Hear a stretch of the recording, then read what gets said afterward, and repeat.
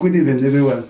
Tonight I have another opportunity to be with you once again and to bring to you the Legal Hour program, proudly sponsored by City Law Solicitors.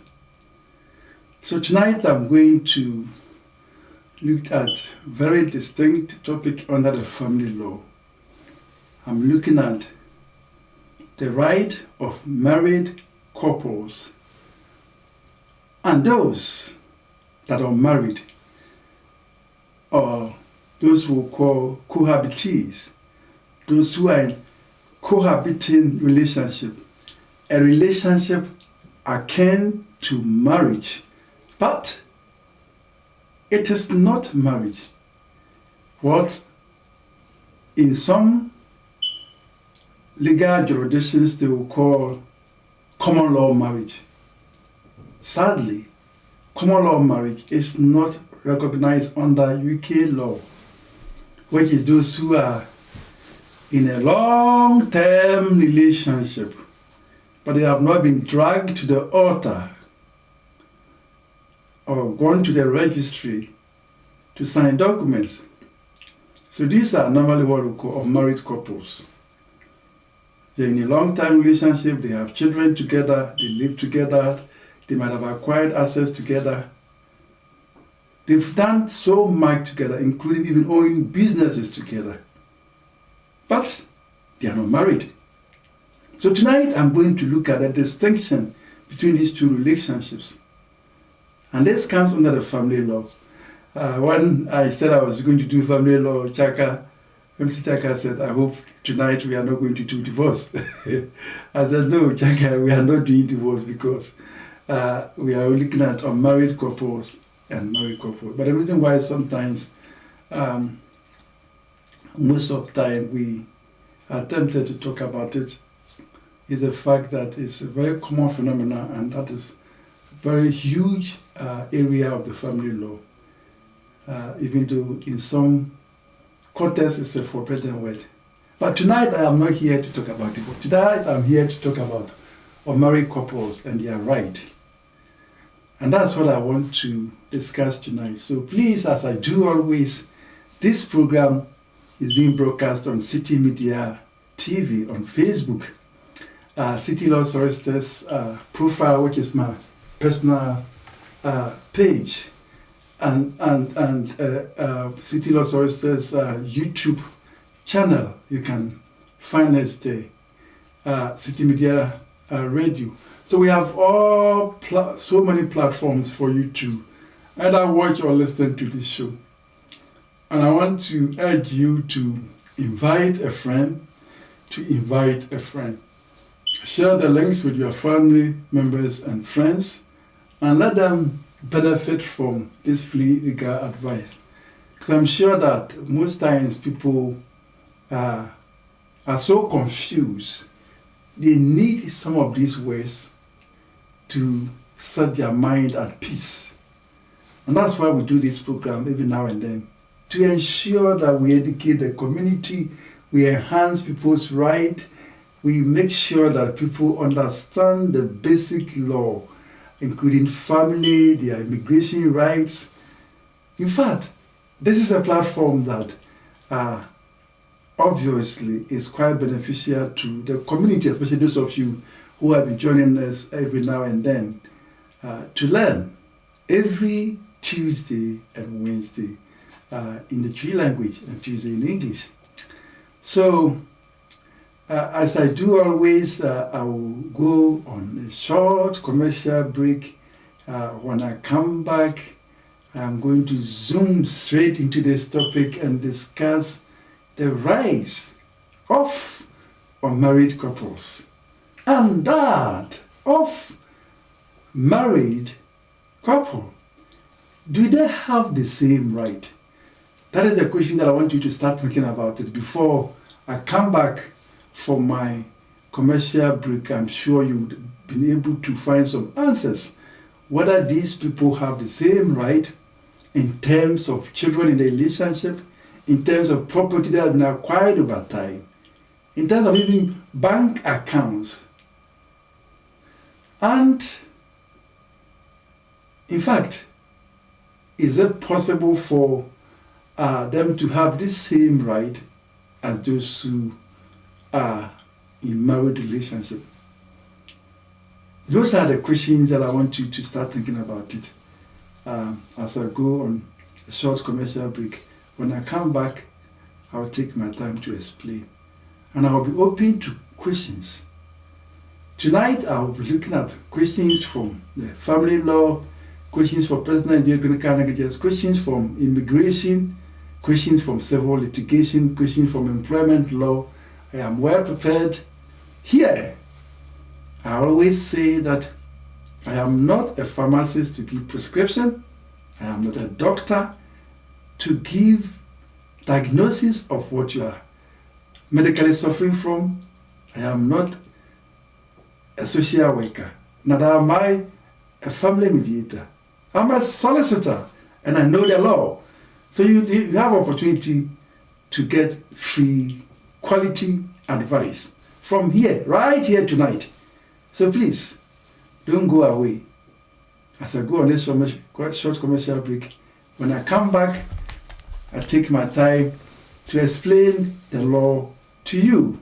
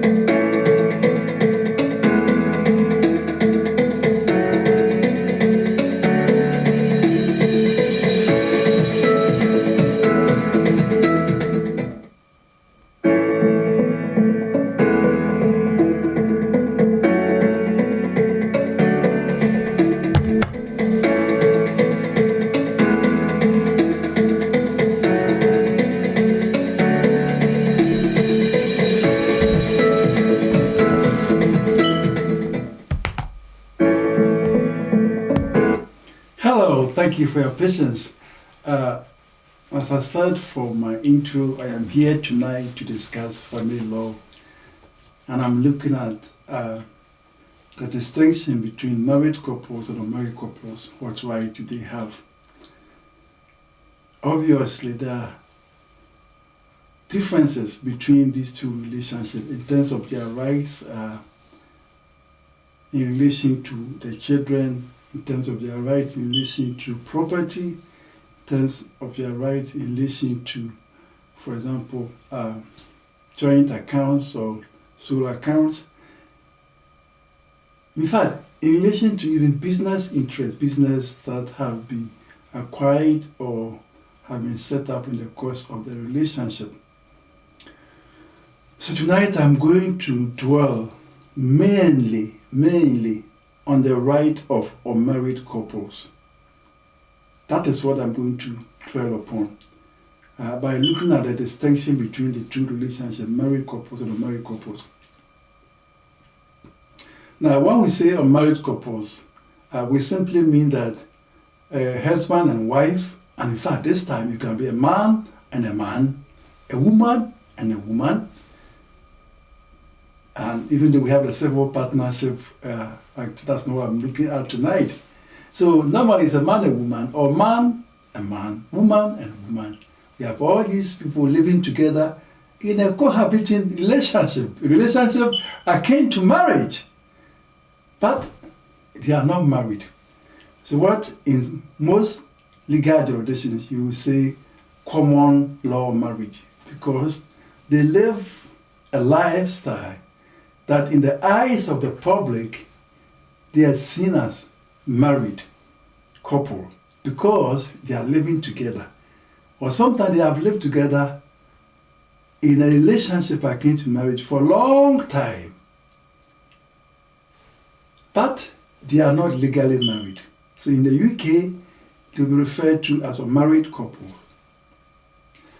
But most times, people think that unmarried couple have the same right as married couple. No, they don't. There is a vast distinction between the two relationships. So when one is in a relationship akin to marriage, but they are not married, or they are cohabiting together as a man and a woman, or woman and woman, man and man, then in most cases, they need to be able to set out their relationship quite clearly. Because unlike married couples who the forbidden word, when they have to go through divorce, they have the benefit of the Matrimonial Causes Act. Unmarried couples don't have that benefit. And therefore, when the relationship gets to an end, it's quite complicated for a married couple. But tonight, I am going to explore their rights because they have an immutable rights. They have some very fundamental rights, but most people are of the view that as long as one is not married, they don't have any right whatsoever. It's not true. So I'm going to look at this area by looking at certain properties or things that may be acquired in the course of the relationship, including looking at the welfare of the children and what rights whoever ends up looking after those children may have over the other person. So we are starting with a home, because the starting point is that for someone to be a married couple, normally they will be living together in a house, or what they will call a family home if they are married. So they live in that house, and the complexity or the challenge or the difficulty is that if it happens that this cohabiting relationship is at bay or is at a moribund stage where parties are looking for a way out, then normally it becomes very, very complicated. There was one time I was just listening to one of the radio stations and someone phoned in on behalf of the daughter. He was complaining bitterly how a car was bought, how a house was bought, and then he has suddenly been chased out, and in fact even some funds that have been invested in it have not been able to, he has not been able to get it back from the other party. And I just smiled because they've not been following city law solicitors. They would have known their rights. And this is an English person I'm talking about. Hey, so normally when a property is acquired and the parties are living in that home, normally the property may be acquired or the house may be bought by one person, or it may be bought by the two parties, the married couples. So let's look at the ownership. If the property is bought by one person, then that person becomes the sole legal owner of the property. But I will take my time to look at other beneficial interests gradually. But I don't want to confuse you. So the property is either owned by one person, the legal owner. It could be the woman who has all the money because it's an accountant, it's a solicitor, it's a barrister. And the man might not be the one to own it. And for various reasons, if you're going for mortgage, they want to ensure that you are working and all those stuff. So most times it's whoever is working that may end up owning that property legally or buying the property. And that's why I'll take my time to explain the right of the party who might not be the legal owner. Or the parties may acquire this property together. And I want to make sure that I choose my diction or my choice of words carefully. They own this together. They buy this house together as a whole. Which means that if the property is acquired together with both of them being legal owners, which is they all went through the mortgage approval process, they went through the conveyancing, they bought the house together. Then the next stage is how the property will be held. Again, looking at my subsection B, they can either be joint owners, which means that they hold the property jointly, or they can be tenants in common. Now, if the property is owned jointly, the family home is owned jointly, it means that the whole is for them together and none of them have any particular share. Or they might own this property, they might hold this property in their joint names, but this time as tenants in common. So if they are tenants in common, it means that they have it in percentages. So maybe we are going to buy a property of £500,000. We are putting a deposit of 10%, £50,000.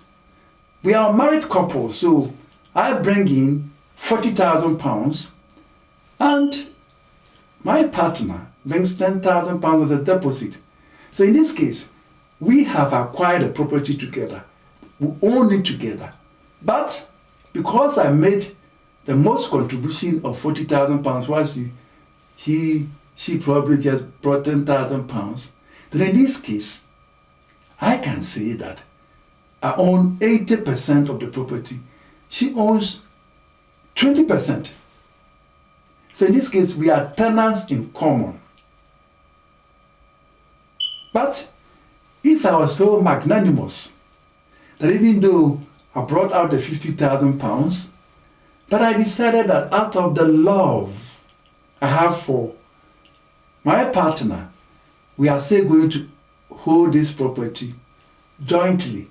It means that there is no distinction between the shares that we have. We own it as a whole. So that is how the title of the property could be held, or how the property could be held by these unmarried partners or unmarried couple. So in most cases, this is where the challenge is.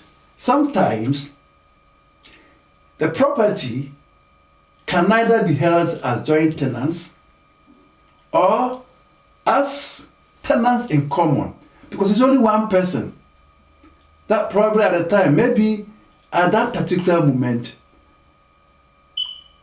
the woman might have given birth, she's on maternity leave, she has no income to show.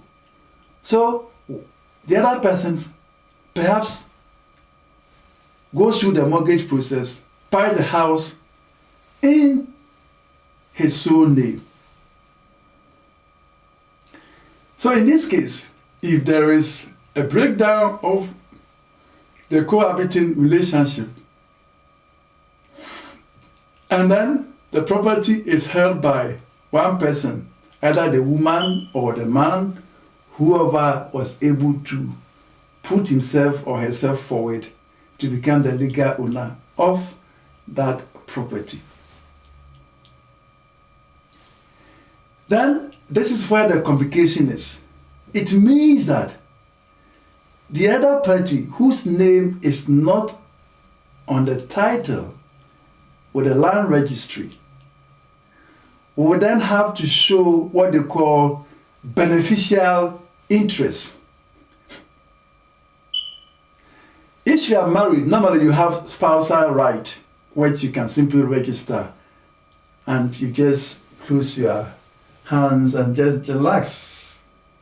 But as an unmarried couple, if you are not a joint tenant, you are not a joint tenant in terms of how the property was acquired, and you are not tenants in common in terms of how the property was acquired. I've explained these two subheadings already. Then your only remedy is to argue that you have what they call beneficial interest, which means that the legal owner, the other party that has his or her name with the land registry, is holding the property on trust for the benefit of both of you, depending on what sort of arrangement you put in place. So you will be saying that you have beneficial interest in that property. And this is where there is always a challenge, which means that for you to argue that you have a beneficial interest, you must have contributed financially, number one, financially, to the purchase of that property. So if you are the type that you want to be wise and be keeping all your money, and the other person acquired that property, or maybe you decided to use your money for something else and there was no agreement and you didn't contribute financially to that property, you're out. This is one danger for married partners. And this beautiful English lady who called on the radio and I was crying, this is what happened. He decided to buy a car for them to use, while the man decided to use the money to pay for the deposit of the mortgage. And therefore, when he was out, the car is now owed. She could not reasonably argue that he has made any financial contribution to the purchase of the property. This is deep law that I'm giving to you guys free of charge.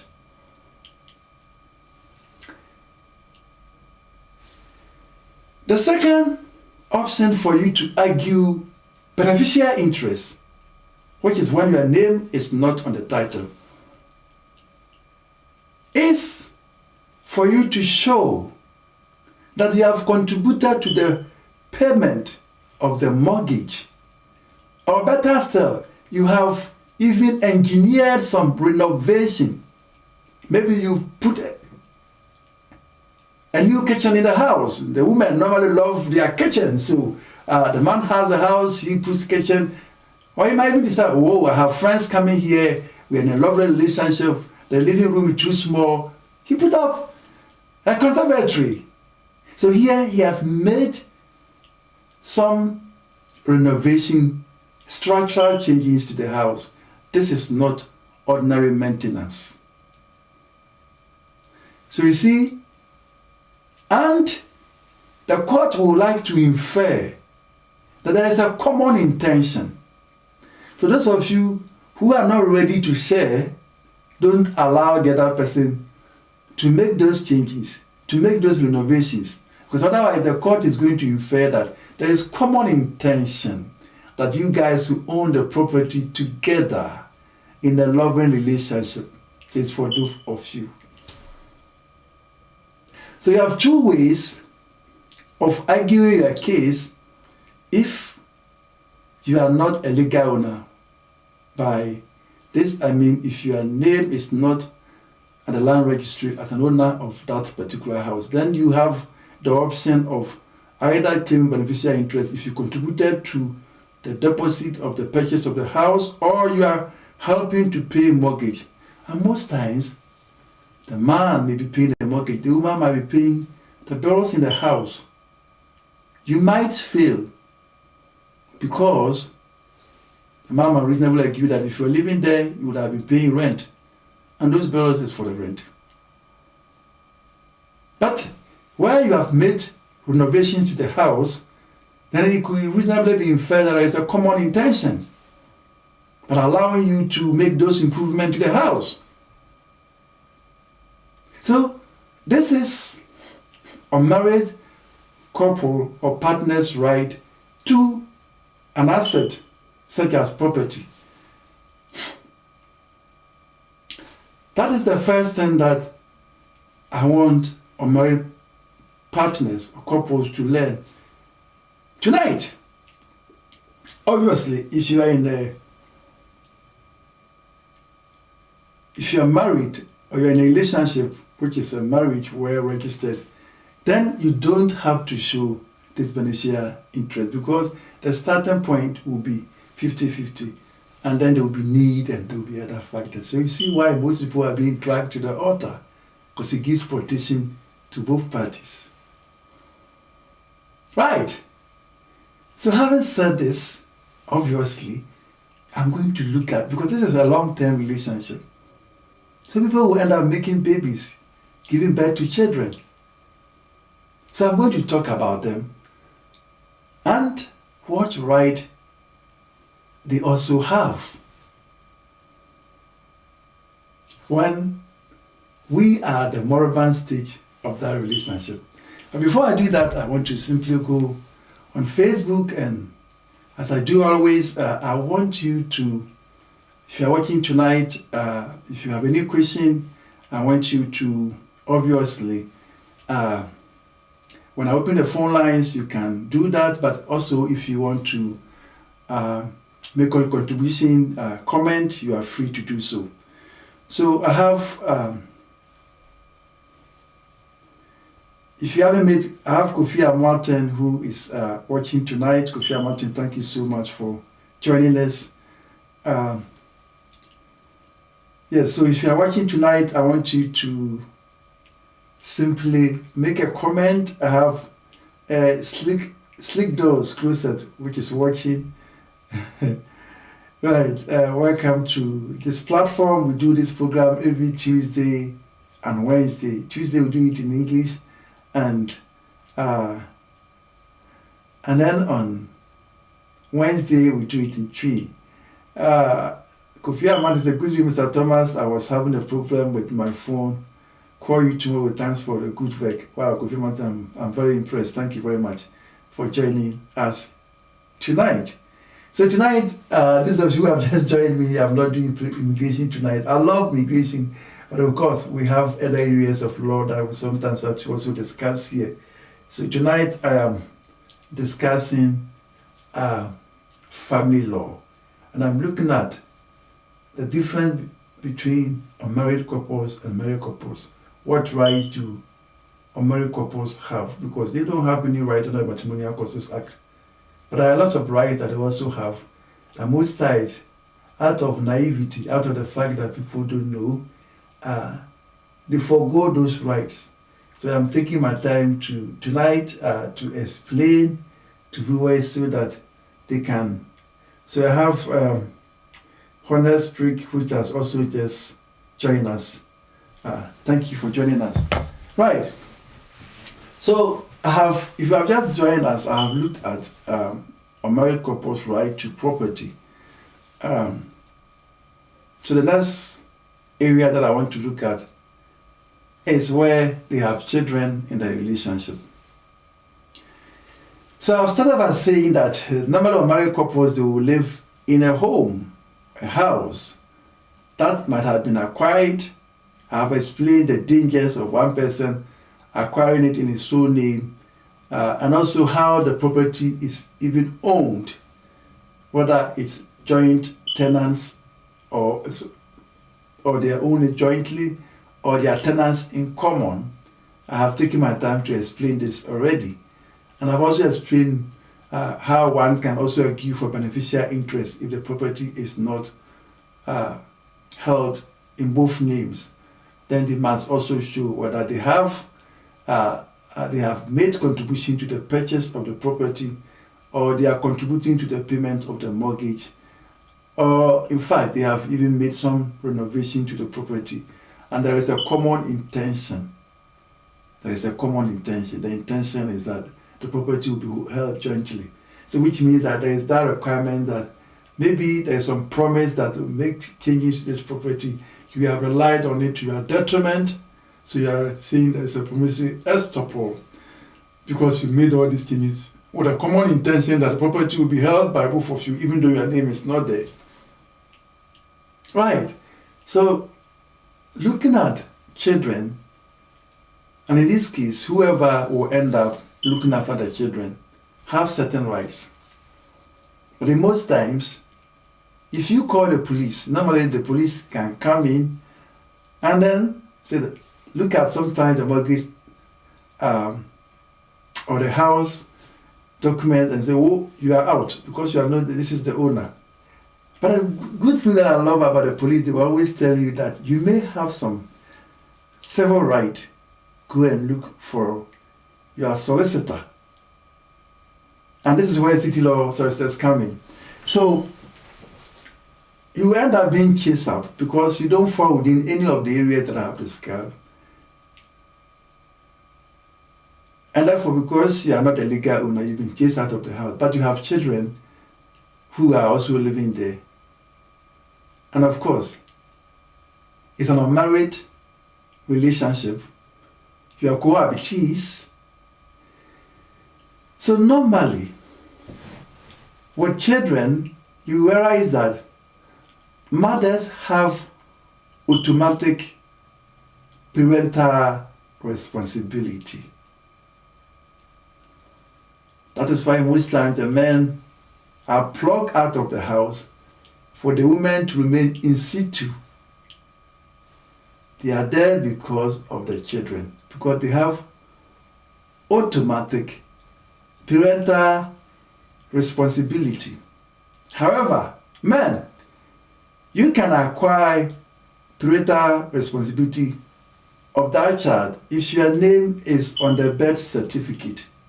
So those of you who don't want to be registered on the birth certificate of your children, you may end up not having parental responsibility.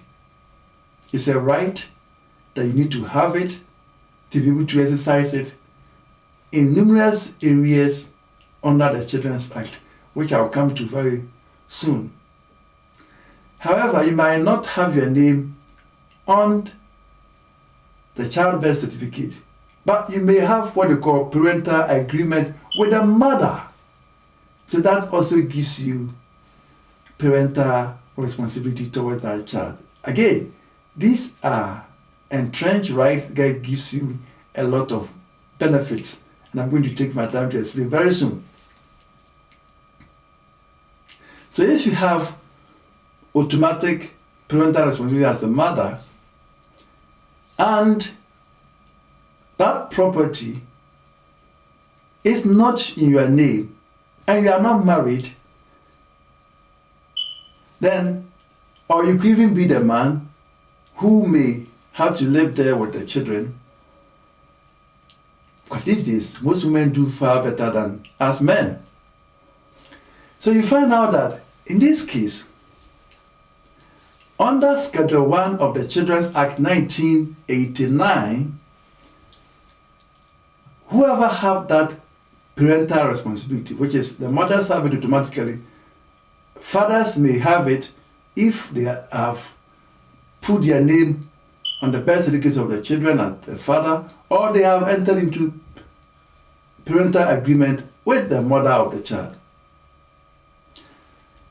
So under the Schedule 1 of the Children's Act 1989, they have these rights. 1, if the relationship breaks down, they are entitled to, most times, a lump sum payment, so they can make application to the court for lump sum.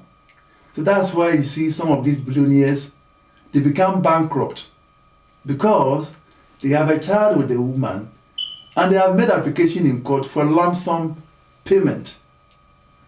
My partner likes this Russian guy, I think Scott Young, who made himself bankrupt and eventually probably committed suicide to make sure that that lady never got anything from him. So this is not magic. When you read some of these things in the papers, I'm teaching you the fundamental law. So in this case, under Schedule 1 of the Children's Act 1989, you can make an application for lump sum payment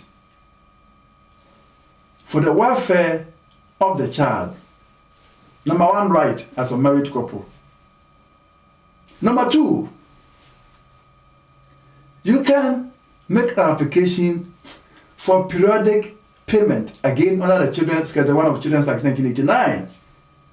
And that's why we have child maintenance. That's why most times people who refuse to work because they don't want to make periodic payments. So a married couple or partner, you have this second right. But the most of it for which most people are not aware is the fact that you can also make application for transfer of a property from the legal owner to yourself. Oh, again, this is an application that can be made under the Schedule 1 of the Children's Act 1989. So imagine that man owns the property, that woman owns the property. You make an application for that property to be transferred to you for the welfare of that child. But above all, you could also make some applications under the Trust of Land and Appointment of Trustee Act 1996. So tonight I'm being a little bit legalistic, but hey, this is where we teach the law. So tonight you've seen that I have brought out the mysteries of the rights of unmarried couples.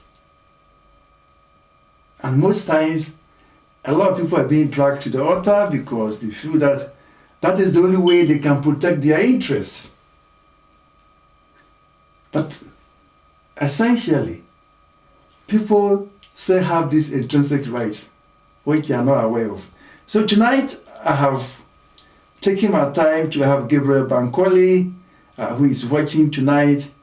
I have philosopher King. He said time for this program is late and most people can join. Great. I have the Ladem, who is also watching tonight. I have highly favored Priscilla watching. I have Onye Inspired, so another interesting topic. And I have skill course closet. So, guys, it's been quite interesting to be here tonight to discuss the right of unmarried couples. And I'm sure that most of you out there have learned something new tonight. At this point, I'm going to open the phone lines, and obviously, whilst I'm waiting for any legal question to come from the viewers, I am not doing immigration tonight. Obviously, I'm doing family law. And of course, if you have any legal question in either in employment law, personal injury, clinical negligence, immigration, family law, which I've just discussed here, I always say that I am not a doctor to give diagnosis of your medical condition. I'm not a pharmacist. Obviously, to give prescription, I'm neither a social worker nor mediator. But that's one thing for sure, I know the law. And tonight, it's been amazing to take time to explain some of these rights that most of you out there have it. And I'm sure that irrespective of your condition, whether married or married, from tonight you've learned that you have some rights. And these rights are entrenched in law. It's about you knowing where to find that law. And I said once a while, there is something I learned when I went for a conference, which is most problems that people are facing is legal choice. The reason it's a legal choice is that some people have become homeless because they don't even know their right. Some people have forfeited a lot of benefit because they don't know their rights. So what is the problem they are facing here? Legal choice. And that is why CITI Law Solicitors is proud to bring to you the Legal Hour Show, proudly sponsored by CITI Law Solicitors, every Tuesday and Wednesday. And that's why I'm here tonight. So at this particular point, I'm going to take my time to advertise CITI Law Solicitors. And if for whatever reason you have any legal question whilst I'm doing that, I'm going to put the phone lines on the screen, and you can ask any legal question, and I'll be here to answer. So I invite you to ask any question. The phone lines are open. You can see it on the scrolling. You can see it on the scrolling screen, which is 0744 033 8623. 0744 033 8623. That number is on the screen there. You can see it. 079 3293 4518. 079 3293 4518. Whilst waiting for anybody who may have any question for me tonight, I will take opportunity to advertise CITI Law Solicitors. And I want to say that we specialize in numerous areas of law. We specialize in immigration. Many times I'll be here to bring to you the changes that are happening in the immigration law, and even the businesses. It's amazing. Last week we had about 3 sponsorship licenses for businesses who are going to obviously rely on it to help them to recruit the talent that they need badly to improve their businesses. So we are doing very well for the business community, the corporate sector, in terms of their immigration affairs. We are here to assist them. in immigration with families, if you want to bring their wives, their children, oh, it's so interesting. Last week, again, we had cases in the tribunal, people who want to bring their children are not being allowed to do that. We are defending them in the tribunal, making sure that we're winning those cases for them. And most of you have testified on this platform. So in immigration, CITI Law Services is your one stop. Don't go far. Employment law, again, those of you who are having problem in terms of discrimination, harassment, unfair dismissal, bullying at the workplace, we are here to assist you. And most interestingly, we do most of these cases on no win, no fee basis. So we put in all the hours and we get nothing if we don't win the case. So this is almost something that you have nothing to lose. If we assess your case and you have a good case, we'll be here to fight it. Again, last week alone, we had payment for claimants whose case are being settled out of the tribunal. So in fact, it's a winning team. So if you have any employment case, we are here to assist you. Family law, which is what I've been discussing tonight. And what I want you to understand is that CITI Law Services is a family law accredited firm. We are the peak of the practice. We are not just solicitors. When we say family law accredited, it means that when it comes to family law, we have quite distinct accreditation. So when you check this accreditation, you know what it means. It means that you can only get the best if we are to deal with your family law matter. Personal injuries and clinical negligence. Yes, this takes time. Yesterday, I phoned my partner and just did the lump sum that I've been paid for one of the claimants. Again, we are winning cases. People who have suffered injuries at the workplace, who are in cars and they've had motor accidents, public places, they've suffered injuries. CITI Law Services is your one stop. Again, it's no win, no fee. This client paid nothing to us. I'm not going to disclose how much is going to be paid because it will alarm you. We only get a token of all this money that have been paid. Commercial disputes and civil litigation. Again, if you're being dragged to court as a business, if somebody is owing you and he doesn't want to pay, CITI Law Services is here for you. Most times, I remember that we dealt with a case. The guy said, "Oh, I thought you guys do immigration," and they were surprised the kind of effort and the difference we brought into that matter. So CITI Law Services is a place to come to. It's one stop. Housing law.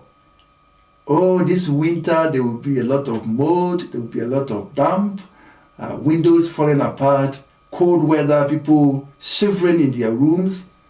Hey, there's a repair problem. Do you know you're entitled to compensation? Again, it's no win, no fee. So you are covered. CITI Law Services is here for the community. And therefore, if you have any legal problem in any of the areas that I've just announced and you want to contact us, our office address is Unit 113 and 122 Barking Enterprise Center, 50 Cambridge Road, Barking, IG 11 8FJ. Office contact number is 020 3355 0782. I repeat, 020 3355 0782. This number again is also on the scrolling graphic. So you have no excuse not to reach out. Those of you who sometimes call my mobile, if I take you through what sometimes one have to go through in a day, you sympathize with me. So I want to use this opportunity to say that if you have ever phoned and have not been able to answer, please call the office because we have a team of solicitors who are prepared to help. Today, we have court hearing, we have conference, and throughout this period, I can't answer phone. But the office is open. They are there to take your messages. They are there to answer your queries. So I want to entreat you, don't be discouraged. If you phone me, don't get hold of me. Kindly call 02033550782. And my learned colleagues are there to assist. So I want to thank all of you tonight for joining the show, for being part of this developing community, a community that will enhance your right of the law. I have Ras Mubarak Yasana, who has just joined us tonight. Mubarak, thank you so much for joining us.